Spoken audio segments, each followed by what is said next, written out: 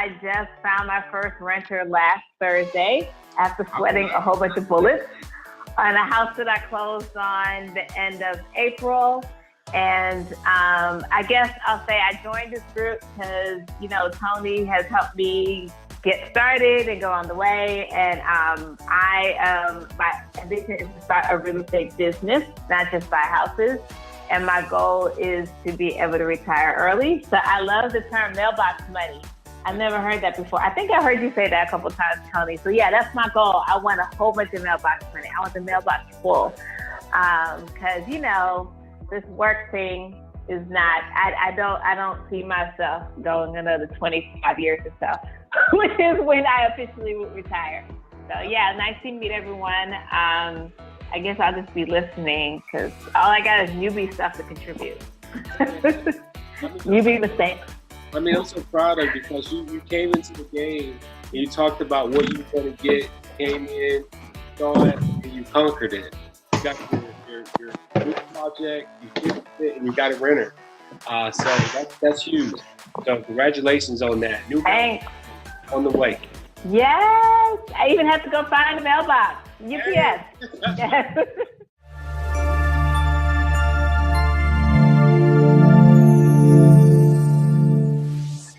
Hey, what's going on? What's going on? What's going on, everybody? Oh my goodness. Welcome to another live stream. We on the YouTube streams. It's the one and only Antonio Smith, the Cellionaire, coming to you with some live real estate, heavy hitting, heavy impacting, knockout game planning for those that want to start building wealth in the real estate world.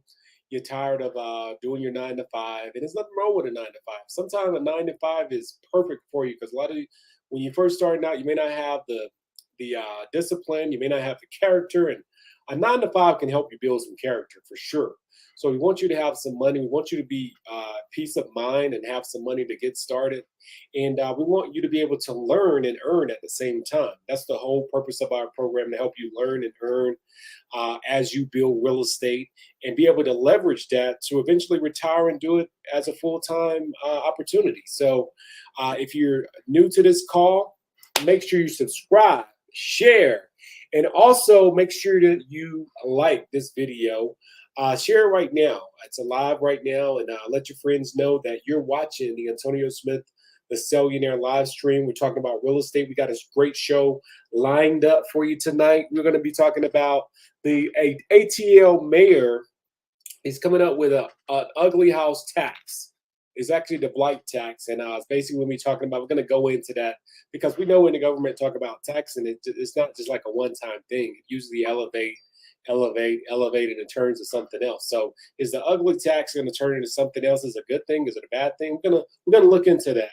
Also, we know Diddy can't stop, won't stop, can't stop, won't stop, won't stop.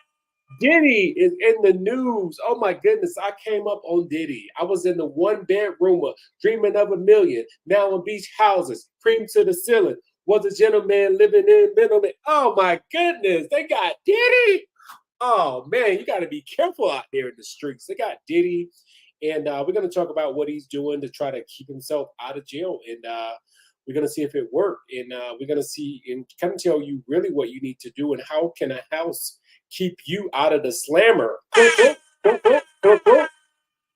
And that's what we're talking about, being able to build wealth and build leverage. And real estate can give you leverage to where it's basically based on the value. We're going to talk about, I had a client recently, they bought a house and the previous owner used the house as a bond to bond someone out of jail. And the lien was still on there. Luckily, he was able to get that removed and he was able to sell the house. But we're going to talk about how you can use your property, just like Diddy did. It's a $50 million property. Come on, let's do it. And we're going to talk about how you can use your property as leverage and bond if you get in a tight situation and you don't have the cash available. The government will say, hey, what else do you have? Do you have a house? Do you have a car? Do you have some dinero? Our friends in high places that can help you get this money, and you can use your house as leverage. We're going to talk about that. We got a great show. One by one, make sure you follow. Make sure you comment. Go to subscribe on Instagram. Let us know you see the show. Go to Instagram and send me a DM. Be like, Antonio, I see the show. I see the show. I see you. I see you. Go to my Instagram and DM me at the Cellionaire right here on the screen. At the Cellionaire on Instagram. At the Cellionaire on YouTube. Make sure you're following me, and make sure, if you're not a member yet, to subscribe. Watch our free masterclass on how you can start building wealth in real estate. Start winning in life, getting the passive income you reserve, and getting the lifestyle that you deserve. Click on the link below. Get free access to my live masterclass. I'm going to show you step by step exactly what you need to do to start earning money in the real estate game. I'll see you on the inside. Click on the link. Let's go. Bye. Let's go. That's what I'm talking about. Let's go. Let's go. Let's go. Make sure if you're not inside of the master class that you click on the link. Get inside of the free masterclass that we provide. Is going to show you step by step what you need to start doing right now to start building wealth in the real estate game. And you know, real estate is able to give you leverage, real leverage, in addition to you working or whatever you're doing. It can give you true leverage and give you an opportunity. We talked about last week how a gentleman bought one house and turned that into 4 other houses by just basically leveraging that one house. And we show you all those different secrets. So make sure you register for the masterclass and get on a free call with one of our coaches, and they're going to help you step by step do this and take you to the next level. And that's what this is all about: real leverage, real leverage. So let's hop into this. Let's talk about the mayor of Atlanta coming up with this ugly house tax. It's actually called the blight tax. It's called the blight tax, and we're going to be talking about how. Is it a good thing? Is it a bad thing? As we know, when the government get involved, it's tough for them. It's rarely you see a government come out and say, you know what, we charge a tax in this. You know what, it's over. We're going to just lower it. It's usually evolved into something else. But we're going to be talking about it tonight. So let's go in there and see what the mayor of Atlanta is talking about here on the blight tax situation. Let's go in here and see what he's talking about. Let's see. Let's check it out. Oh, I got the wrong one. That was the wrong one.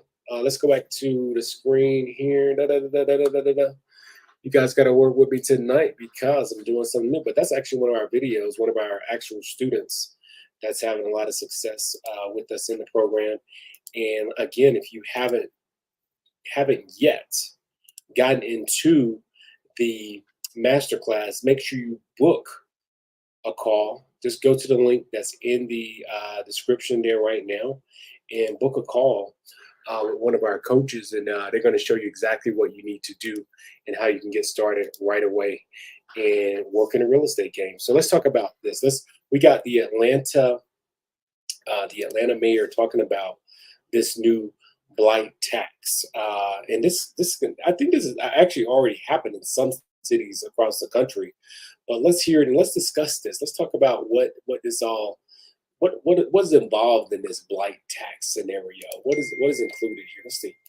Last month, we also passed a resolution to use blight condemnation to take ownership of properties whose condition is so harmful to our communities that we simply cannot wait for a neglectful owner to take action. We are pairing these new tools alongside our expanded approach to code enforcement and prosecution of nuisance cases. Ooh. We will use every tool at our disposal to root out bad actors. Ooh, you get prosecuted for having an ugly house. What this means is they can fine you. They'll skip trace you and fine you, and basically, you know, they have ways of serving you. If you get served, there's ways that the city would, you know, apply rules to themselves. They could serve you, and it can't be. It don't have to be a regular servant, and you could potentially have a lien on your property. Holding our neighborhoods back. However, enforcement is just the tip of the spear, tip of the iceberg. We have learned a lot. I know there's a lot of people happy though, because a lot of these cities have been regentrified, and a lot of people are looking next door. They're like, see a trap house on this side, a trap house across the street, but there's nothing they can really do. Most of these city laws are pretty minimal, and on these homeowners, unless they do, the homeowner can basically board the windows up and keep the grass cut. They're okay, but they're just getting even tougher on these landlords to have a house that's being neglected. About why blight happens in our community. And if we want to ensure that our healthy, thriving neighborhood vision becomes a reality, we need to do more to support our legacy residents and preserve generational wealth. Who's the legacy residents? That's why we are focused on standing up support and resources for residents, including estate planning, legal support for tax and title issues, So you gotta help me out a little bit. Nah. accelerating our ownership, our owner occupied rehab programs, expanding our anti displacement tax. That's a good point, though. If you're in some of these areas that's being regentrified, there is city money because a lot of older people live in these areas that may not have the money, but the government will give you a loan to do some fixing. Now, when you think about loans that you may get on a property, you just want to make sure it's a decent type of loan Tax relief programs, and it makes sense. and more. We are doing this because we know the best way to strengthen our neighborhoods is to strengthen our neighbors. We also are working alongside our nonprofit and philanthropic partners, like the Westside Future Fund here with John Allman and his team. Their commitment to working with the community for the community will help us break these cycles of blight by ensuring vacant land is brought back up to productive life. We also recognize that the Atlanta Land Bank and Invest Atlanta, who play huge roles in navigating The land bank. I've run into them when I was out there looking at some properties and trying to find the owner, and it comes to find out the land bank had them. the logistics of returning property to productive use where local residents can live and thrive. We've come a long way since 2022, and we will continue to move with urgency to make our neighborhoods better. Our goals are big, but our appetite to work on it is even bigger. And we've got a deep bench of people and organizations who know how to Who wrote a script? work together to get these things done. As you see behind us, our key leaders How are you gonna have? So they're having a news conference in front of a blighted house. I wonder if they've already took this house. in our community. It's important that everyone continues to use 311 to report vacant and abandoned properties when we see it so we can fix it. So your house is gonna be on the wanted list. Thank you for trusting us to lead this work. It's an honor. And one last thing, I want to recognize a special guest who is with us today. We have Destiny, who is a homeowner in this neighborhood, and this is Destiny's house, y'all. Oh, we got to do something. We got to kiss the kids and make sure we did something for somebody that's in need. She has an incredible journey to tell about home ownership. Destiny was in my program at TechBridge. She learned technology and graduated and got a great job. And now she is creating generational wealth by being Absolutely. Got off drugs. Now she's homeowner. a homeowner. She just I'm not sure if that's the truth. Allegedly, but it's great. told me that she's got okra growing in the back over here. She's got some trees that she got all kinds of stuff that she's about to do. The code enforcement are likely to come in there and give you a fine because you can't grow okra in the city, allegedly. And she's going to be one of our great contributors to this neighborhood. And so I'm just happy to say that with the help of all these partners, significant investment from Invest Atlanta, work with Atlanta Housing, of course, our city council, West. So it's interesting that they're rolling this out. I haven't really heard this type of scenario being rolled out in cities, but I'm sure there's a lot of other cities that are doing something similar.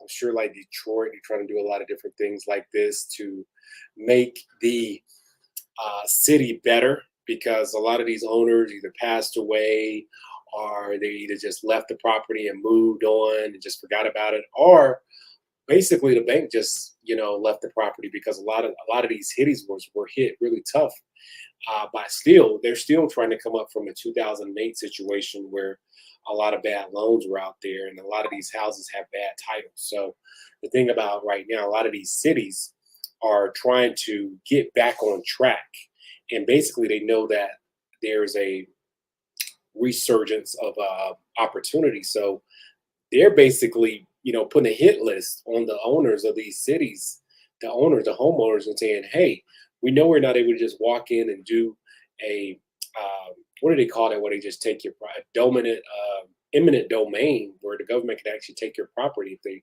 really want it. There's a process that they can do that could take your property. But it's not, if you just say, if the government just go out like that, I mean, they're going to have pretty much of an uproar. So they have to have a way to come in there and make it look like, okay, we're doing something in this community, and we're basically doing this is a good thing for everybody. So they got to, come in there in a nice way and present something. But is this a form of eminent domain, putting a hit list on homeowners, even if they're blighted? When many of these, when you buy a home, you think of the American dream, that there shouldn't be any type of occurrences from the government to take your stuff. Where really, you never really own a home. You're basically just leasing it anyway. Try not paying the property taxes and see what happens. They're going to be right at your door Tuesday morning knocking on it. And there's going to be more people out there knocking on your door saying, where you at? What you doing? I want your property. So let's look at this scenario and see. Let's kind of look into this this actual scenario and see what it's talking about. Let's see. It's talking about.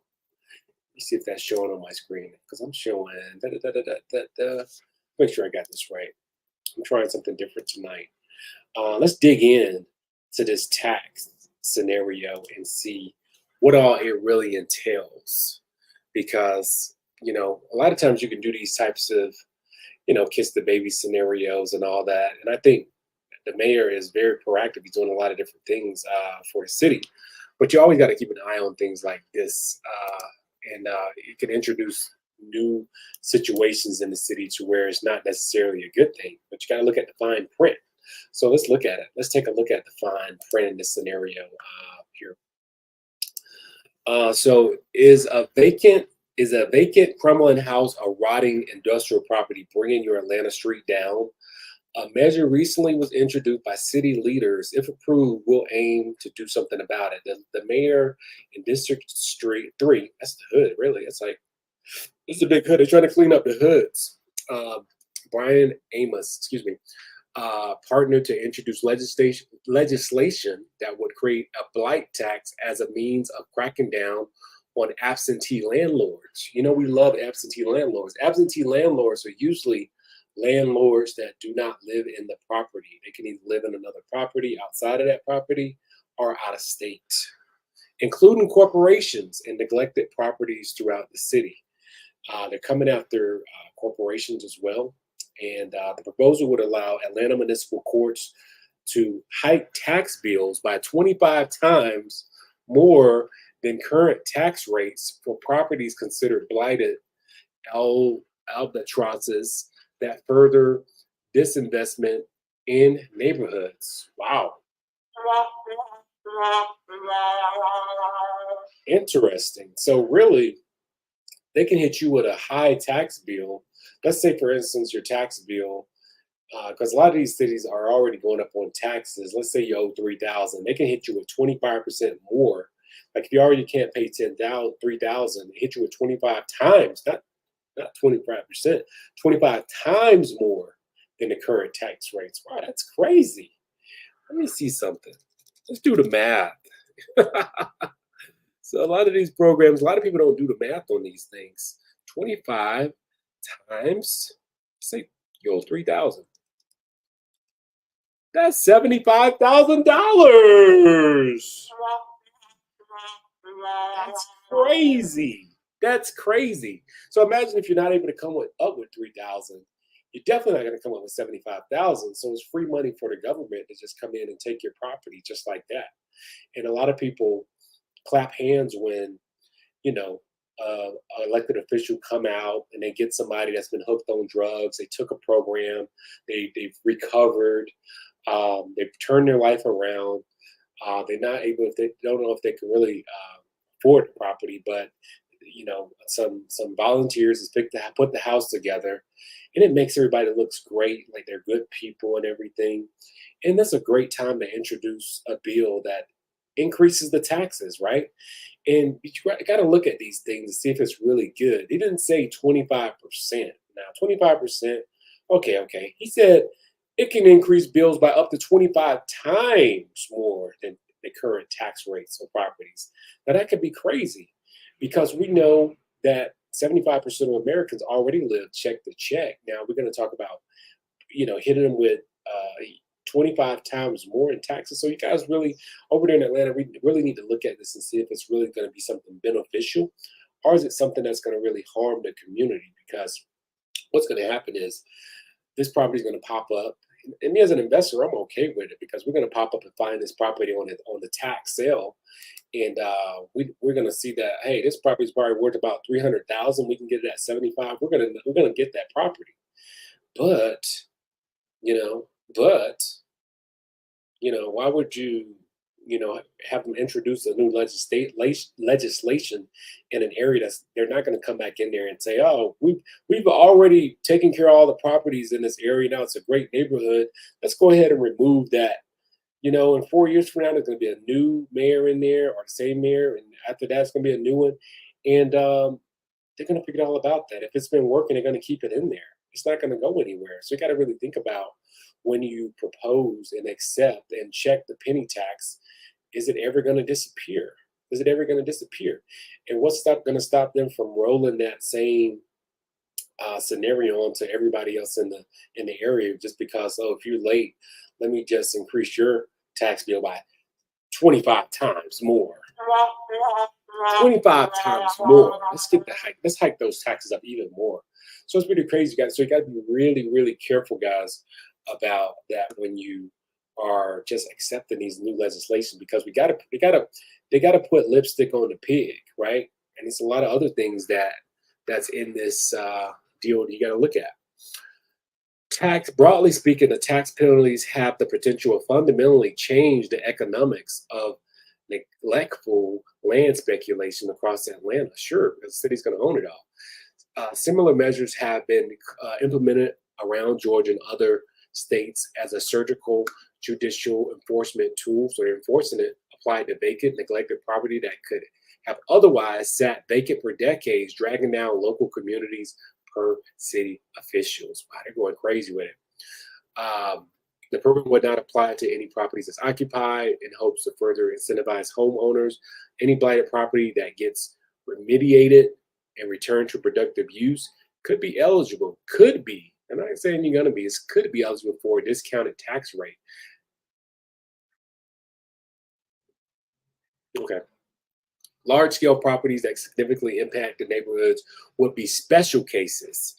These property owners would first have to agree to a detailed redevelopment plan that addresses neighborhood objectives around. So you have to propose. If you got a big multifamily in there, you have to just basically have a meeting with them, and they're gonna have to approve whatever you're talking about, and before you can really do something. So that's interesting. Let's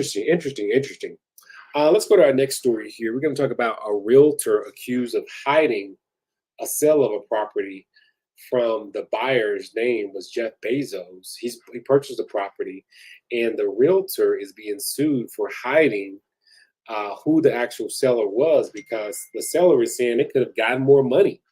But so they feel cheated. They feel duped.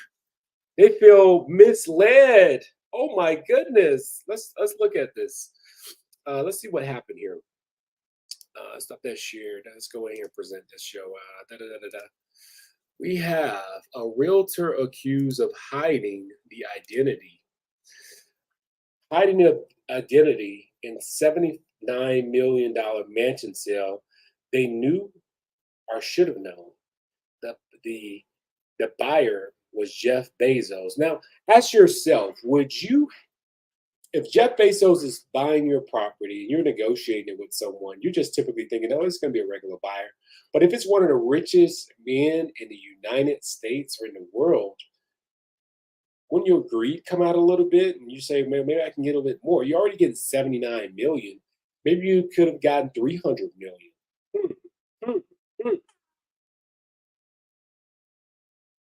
The seller of a $79 million mansion near Miami Beach, purchased by Jeff Bezos, is suing a realtor who handled the deal, accusing him of hiding the buyer's identity. Leo Cross, a co-founder of Brazilian toy and electronic company, filed a lawsuit against Douglas Elliman, saying that not disclosing that Bezos was the buyer may have cost him up to $6 million. $6 million! According to the Wall Street Journal, Chris claims that the real estate firm CEO personally informed him that Bezos was not the buyer of the 7-bedroom, 14-bathroom property on a 2.8-acre estate. Wow, now that can be an issue. Now, real estate is, they have to tell you if they're not going to be disclosed or things going to be disclosed. Now, this is a pretty interesting claim. So if he's claiming that they were informed that Bezos was not the buyer, like they told him, either if they printed it, that can basically make a difference, possibly.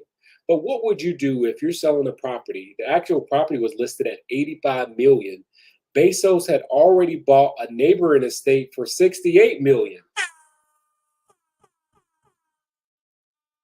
And later made an anonymous $79 million offer for Chris's home. Maybe I should get into more of the online stuff. More millions around here. Come on. Bezos announced early this year that he would move to Miami with his fiancée, Lauren Sanchez. Hey, he cited several reasons, including the desire to move close to his parents. Sanchez's love is South Florida. Me too. Woo. And Blue Origin is his space exploration company that launches from Cape Canaveral. Wow, who wouldn't want to live there? And you got to be flying in Miami, man. That's imagine, man. That's crazy. But think about it. Do they have a case? They lost out on potentially $6 million.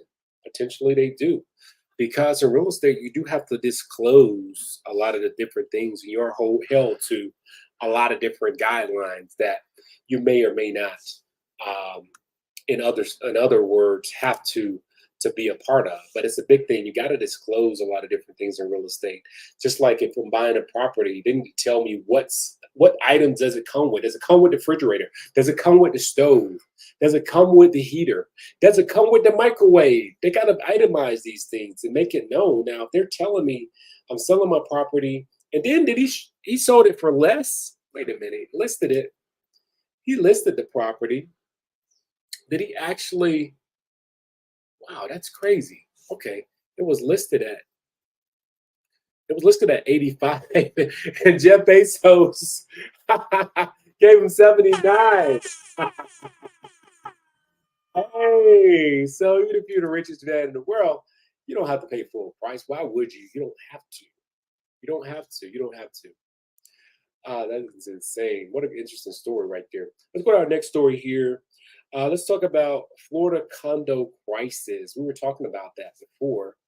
The Florida condo crisis. Now, as we go to that, make sure if you're not a member of our real estate mastery training that you go to the link in the bio right now and click to get access to our free masterclass where we're going to show you how to actually start investing in real estate, how to become a real estate investor step by step. Just click on the link. It's a free masterclass. It's going to show you everything step by step, what you need to know to start building wealth in real estate and how to start building passive income with it as well. Why not? What else are you doing? And show you how to basically leverage real estate to actually live the lifestyle that you want step by step. Then book a call with one of our coaches, and we're going to help you start building real estate so that you can minimize your risk by knowing exactly what you need to do. So just click on the link and get access to that right away. About getting in the real estate game, start winning in life, getting the passive income you reserve, and getting the lifestyle that you deserve, click on the link below. Get free access to my live masterclass. I'm going to show you step by step exactly what you need to do to start earning money in the real estate game. I'll see you on the inside. Click on the link. Let's go. Hey, come on, somebody. Click on that link. Get access to the free masterclass. Show you everything that you need to know to start making money in the real estate game. Now, we always talk about you definitely want to not, when you're trying to sell something, not go overboard. But this particular person has went overboard on this property, and it's quite interesting what has happened with this property because they painted the property an unusual color, and it's on the market, and people are asking, is the price outrageous or not? Like this is a pretty interesting scenario here. Let's talk about this. Let's check it out. Let's check out the story. So this is the house here. It's pretty interesting.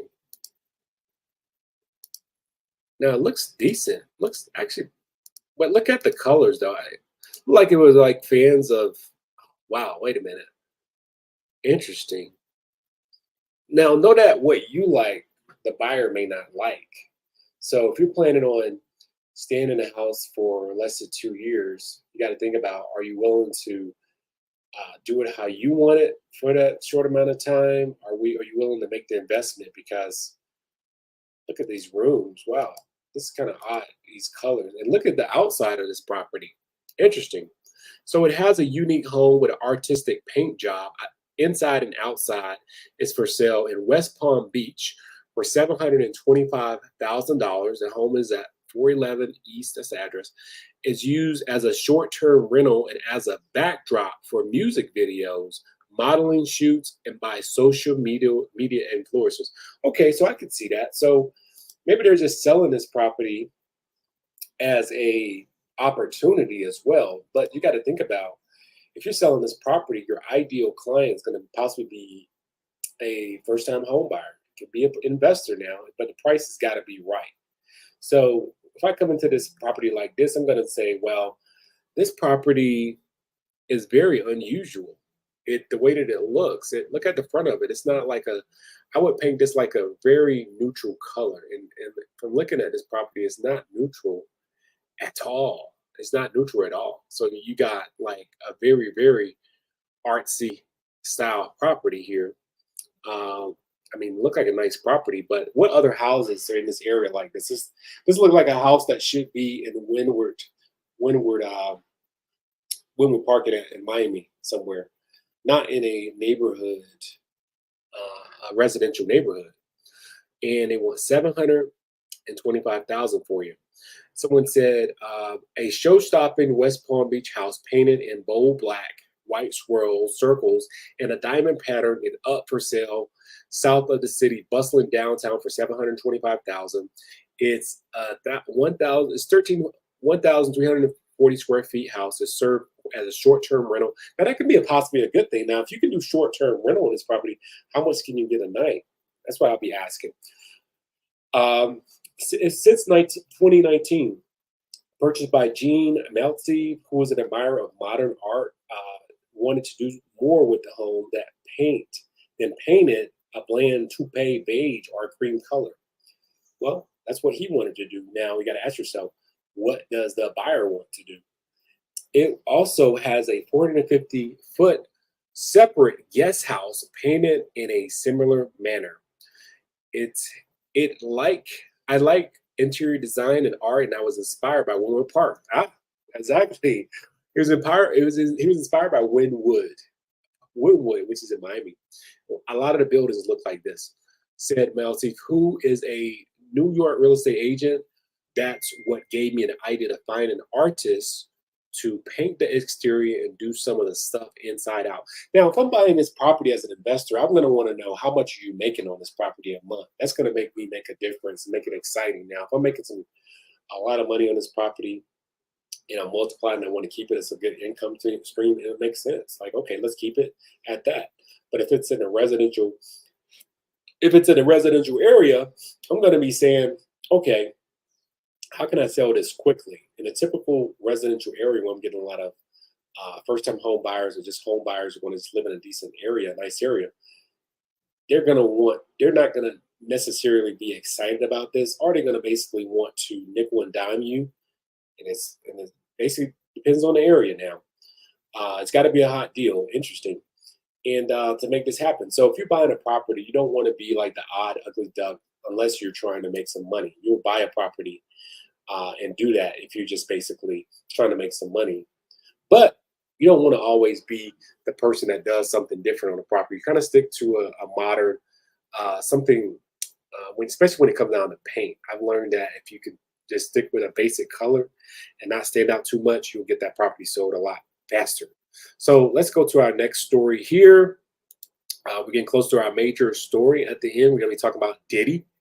Diddy. Won't stop, can't stop. Mm. Been around the world and yeah. Man, that dude remixed all the songs that made him good. Man, why they got it? Man, Diddy, come on, man. Come on, Diddy.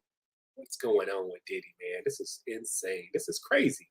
So let's talk about the Florida condo crisis. Now, the Florida condo crisis scenario has been going on for a while.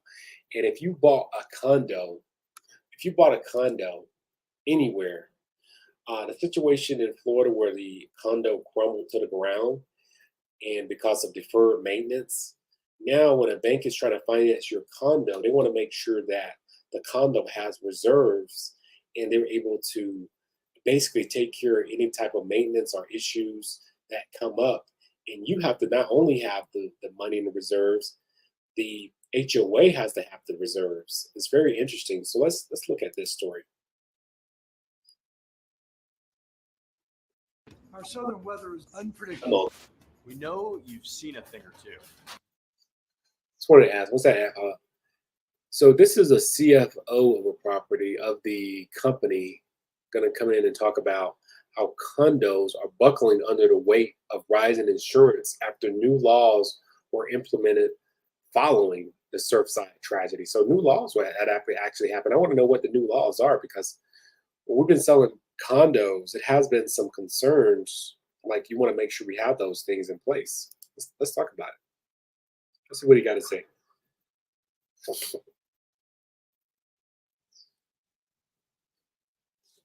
Come on, get your internet right. Sounds like from Florida condo crisis. Why that's coming up? Let's scroll here.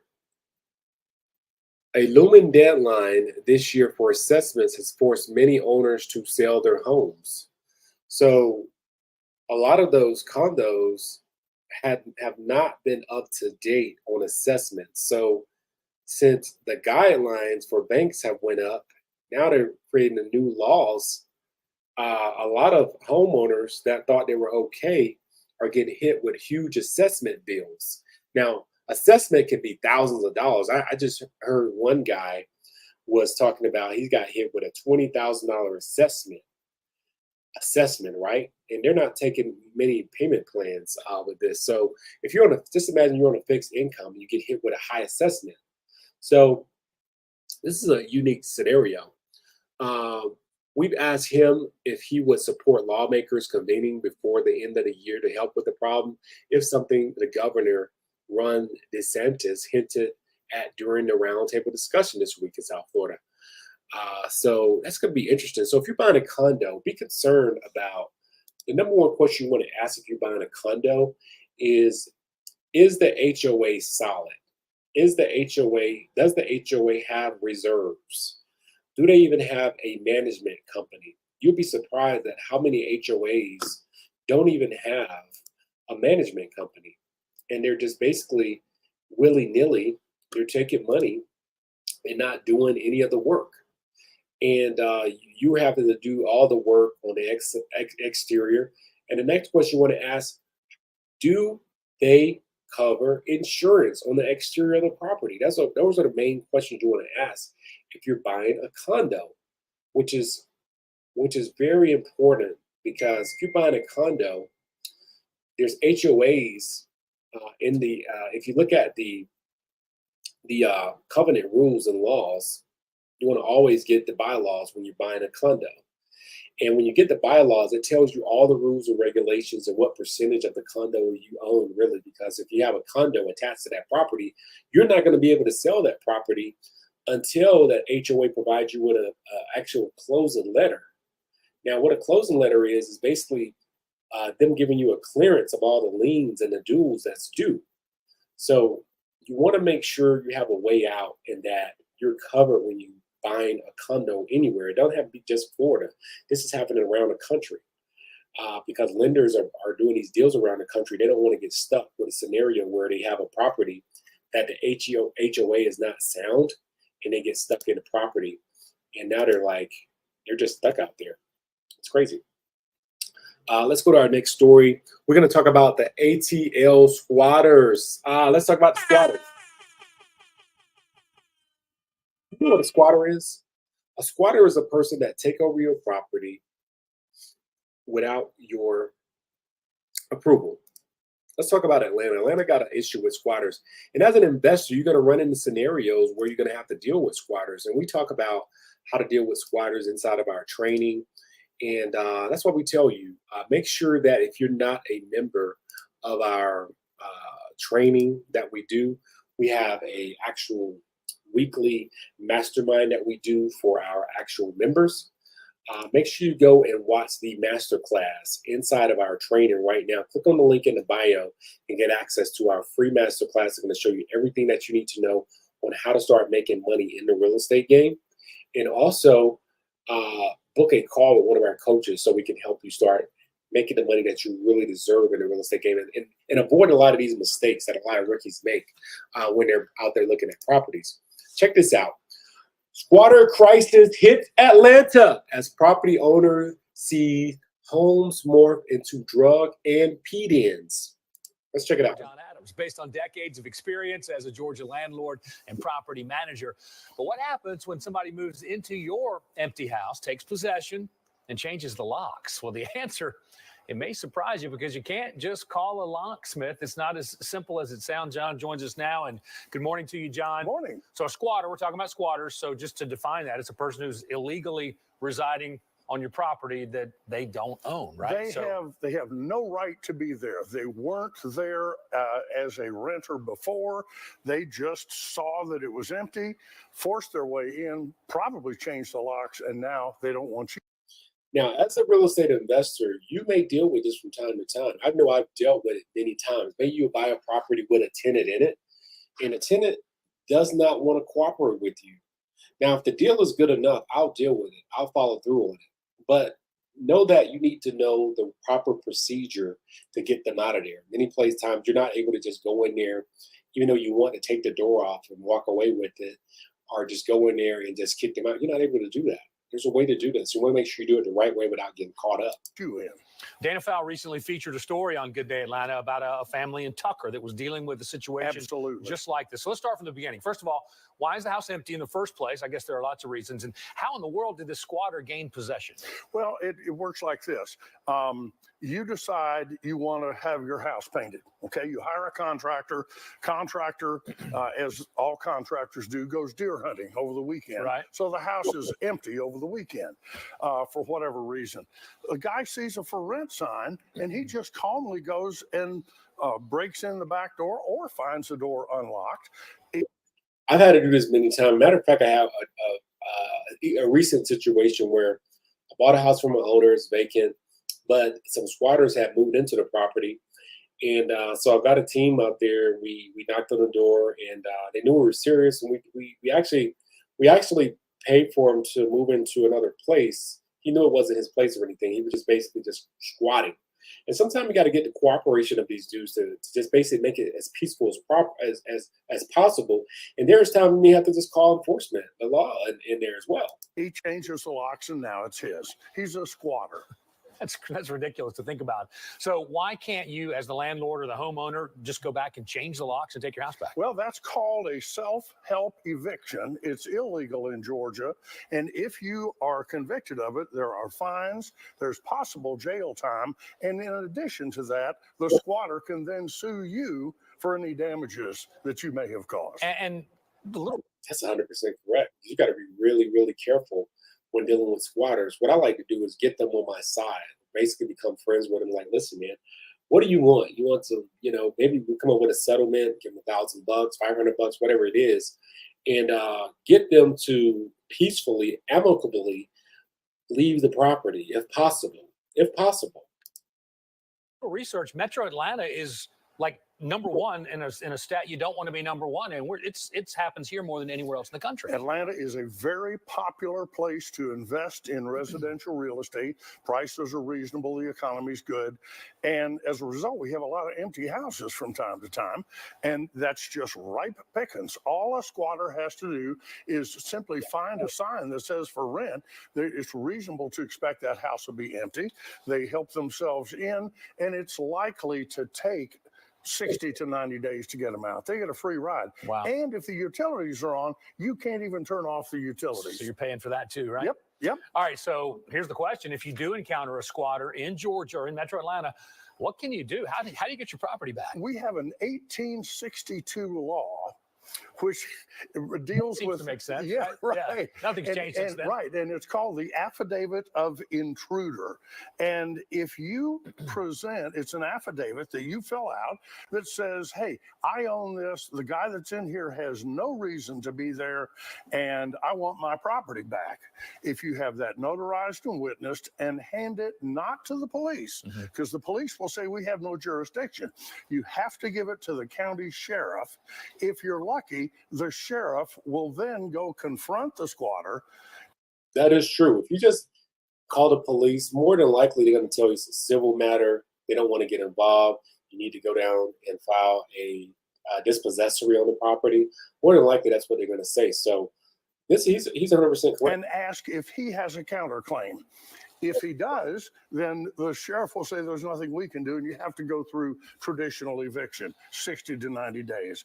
But theoretically, if the sheriff presents the affidavit of intruder. So if you're buying a property from someone that has a tenant in it, just assume that they're not ready to leave, and you could potentially have to go to court with them. So factor that in your negotiation to make sure you get a good enough discount to make it worthwhile. And the squatter does not have an affidavit that says he's supposed to be there, then theoretically the sheriff will protect you while you change the locks and put the guy out on the street. And the video we're looking at right now is from that situation in Tucker, where the story that Dana featured recently on Good Day Atlanta. So here's a question.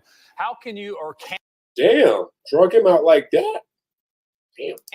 How can you prevent this in the first place? What steps can you take as a landlord or a homeowner to prevent this from happening? Well, really, there's not much. I mean, some of these people are very good at what they do, and they just live their whole life without paying any rent, essentially. They just go from house to house. That was the story in Tucker. But the reality is, I think the smart thing to do would be to put a security system, a burglar alarm, if you will, with extremely loud sirens, which would upset your neighbors, Right. and it would notify you and the police immediately. When the police arrive and the alarm is going off, you have a much better chance of getting the police to say, wait a minute, this is trespassing. This is not a traditional squatting situation. That's my best Well, that's interesting. So definitely, when you're buying a property, make sure you consider if it has a tenant in it, and make sure you do an inspection on the property. Now, there's no guarantee it won't be that a squatter in it once you have it, because sometimes the owner may not tell you everything. So especially if they're out of state owner, so you want to make sure you do your inspections properly. Drive by the house at night. Drive by at different times of the day before you buy and consider it, and make sure you know for sure that there's a squatter in it, and consider that in your negotiating of that property. So now we're up to our main story. Can't stop. Come on. Can't stop. Diddy. Now, Diddy said something a while back. He said 10 years from now, we'll still be on top. And that manifested. He's still on top as far as in the news. For sure, 100%. Diddy has outdid himself. He's still in the news. He's still relevant out here, and it's a lot going on out here with this these cases and allegations. I mean, he's been in the news a lot for the last couple of months, and let's talk about this scenario. He actually went to court today. I mean, he's been on all the blogs. He's been like just dominating the media today. And he did something interesting. His lawyer put together a bond scenario for him. So if something happens to you and you don't have the money, the courts are going to ask, do you have some sufficient collateral that we can use to somewhat guarantee that you will show up on the court date. Recently, he was also hit with $100 million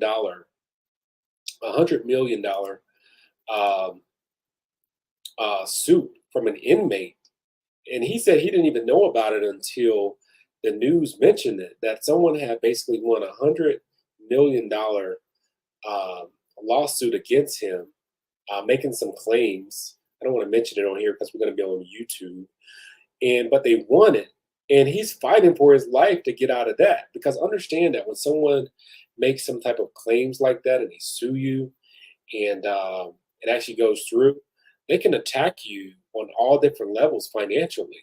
They can actually walk into your bank and hit your accounts. They can garnish your wages. They can basically go to your job. I mean, it can really be detrimental. And they've been coming at this guy really, really hard lately. And he's fighting for his life right now. But, we know that, we at the show, we don't agree with any of the stuff that we've been hearing in the news and what's been going on. But we understand that this is a very, very popular music mogul that have touched millions of lives. And this is like the new OJ case, the new OJ scenario, to where just basically saying that as far as on that level of just how people are going to be watching what happens.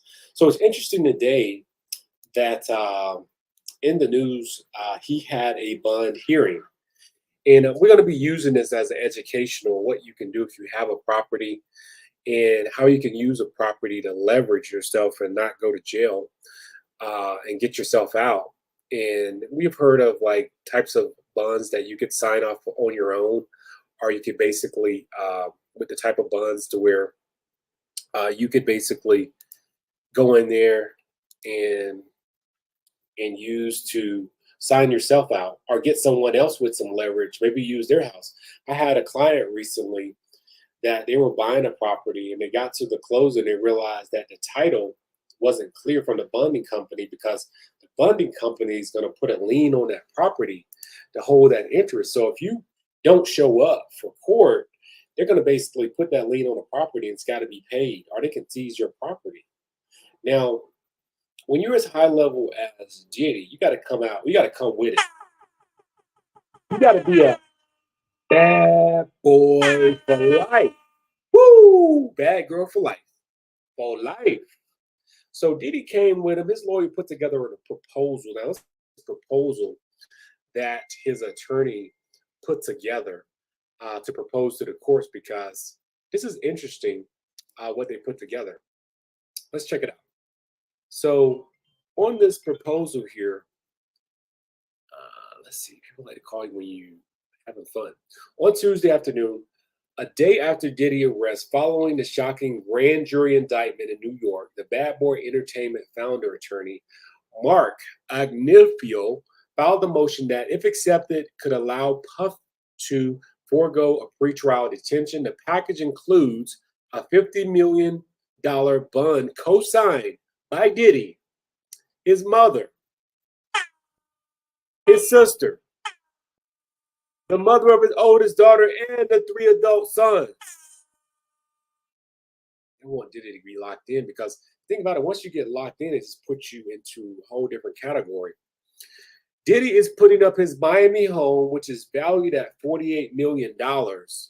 He will also agree to be monitored by GPS and only attend court appearances and medical visits. Now, this is interesting in the scenario.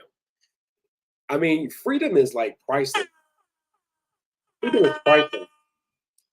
This is a personal story. I remember years ago when I was a kid, I was locked up for scalping tickets now, which is it's illegal now. And my mom didn't have money or anything, and I was locked up for like 2 days. And one of the guards felt sorry for me because they knew I wasn't supposed to be there.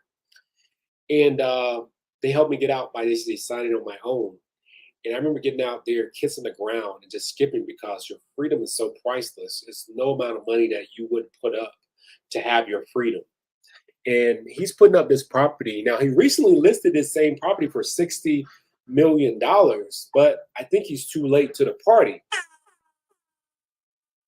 If he would have sold this property, he probably would have had some more leverage because he would have had some cash on the side. And but now that all this has happened, it's going to be difficult for you to sell that property because what they're going to do is they're going to make sure that you don't have any open lawsuits when you're trying to sell something, and that can affect you selling that property. So it basically throws a loophole. Now the courts are probably saying, you know, with all these things going on, we're going to probably get that property anyway. So they weren't phased. So look at this. The defense proposes the following bail package: a $50 million bond, co-signed by everyone there, I mentioned, secured by the equity in Mr. Combs' residence. He's on Star Island. He's there in Miami living real good. The appraised value of the home is $48 million. The home is encumbered in anticipated of the bail hearing August 20th. Mr. Combs paid off the remaining mortgage of about $18 million so that the home could be used to secure a bond and be free of mortgage. So he don't believe in having a mortgage. He's ready. He's ready. He knew this was going to happen. Secured by the equity of Mr. Combs' mother's home. Got her address there too. She's in Florida too. So we got two houses. We got a lot of leverage here. Mr. Combs' travel will be restricted to the Southern District of Florida and the Southern District of New York. Meet with his counsel and attend medical appointments, which will be the address of the courts. Mr. Combs' passport was surrendered to his counsel. So he already gave up his passport. A lot of people was asking, why haven't he fled somewhere like Russell Simmons and just flew up out of here? That's why he took his passport. So he couldn't really do that. And I'm sure they were watching him all this time. His counsel advised the prosecutors, in fact, in an email dated the same day, counsel will provide his passport to pretrial services. The passports of the following family members who have already surrendered their passports to counsel after the raise to Mr. Combs. So other family members have surrendered their raise too. This is insane. So really, they have you cornered, and they're telling him, and we're going to go to the next one, like what happened. So this is just really an educational video. I want to show you guys how you can leverage real estate. And they're leveraging this property to get his freedom. He's leveraging the property to get his freedom. Now think about, what is your freedom worth to you? What are you willing to do for your freedom? And freedom is priceless, guys. And, hopefully, people get their justice out of this, and, everybody come out of this thing, in the right way. What can you say when something like this happens? There's really no winners here. But I want to show you how you can leverage your real estate in scenarios like this. They're leveraging two properties to get your freedom. And what they're going to do is put a lien on these properties, and they're going to guarantee that you're going to show up. And now, if you don't show up, they're going to put a lien on these properties. And you might as well say, kiss these properties goodbye. And then they're going to go looking for you. So he's want to even put more insurance on and say, I'm going to give you the properties. You already got my passport. I'm not going nowhere. Let's see what happened. Let's see what happened a couple of hours later, if this really worked. Let's see what happened a couple of hours later. Let's see. What happened a couple hours later? Let's get a live update. Let's go to the newsroom. CNN.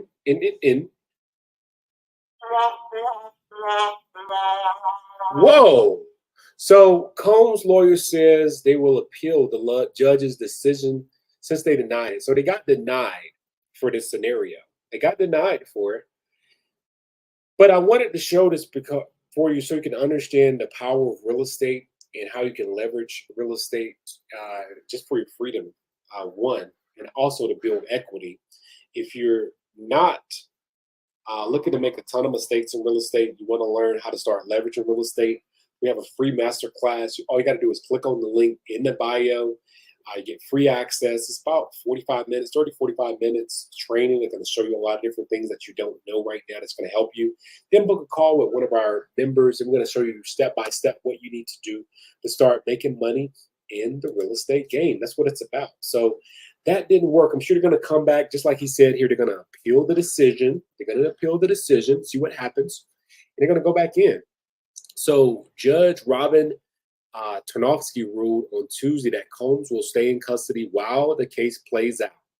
Combs was charged with racketeering conspiracy, trafficking, transportation to engage in P. He's going to clear his name, and we're going to stand by his side as he does. We believe in him wholeheartedly, lawyer Mark Agnifico said outside of the federal court of New York. The lawyer reiterated that he believes Combs didn't do these things. Combs pleaded not guilty to all the charges earlier today. The lawyer said the bail appeal will take place the same courtroom Wednesday in front of a different judge. So they're shooting to get a different judge, and hopefully that works out for him, because just imagine being really a billionaire. They said he was a billionaire.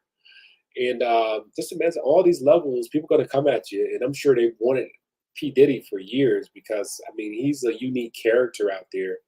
And I'm sure he had a lot of jealousy, a lot of controversial things just over the years happen in his life. And just it's going to be interesting to see how this plays out.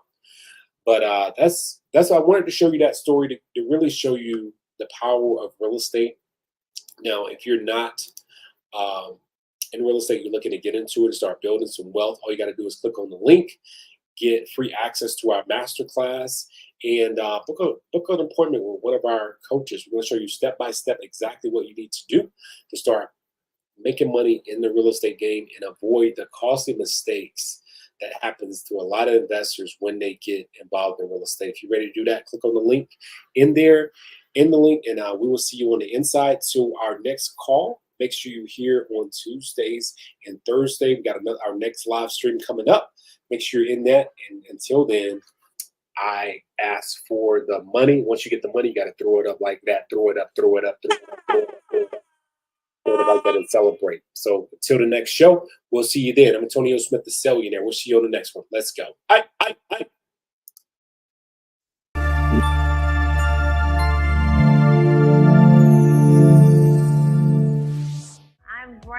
brand new. Matter of fact, I just found my first renter last Thursday after sweating a whole bunch of bullets on a house that I closed on the end of April.